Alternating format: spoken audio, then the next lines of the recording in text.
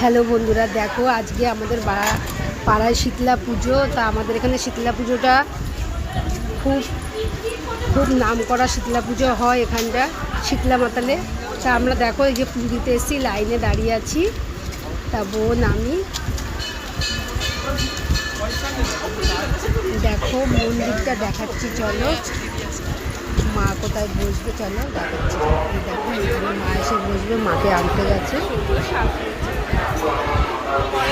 মা আসলে তারপর তোমাদের দেখাবো। দেখো আমাদের এই পুজোটা খুব আনন্দ দেখো আমি মোমবাতি টুকটাকে জানিয়েছি।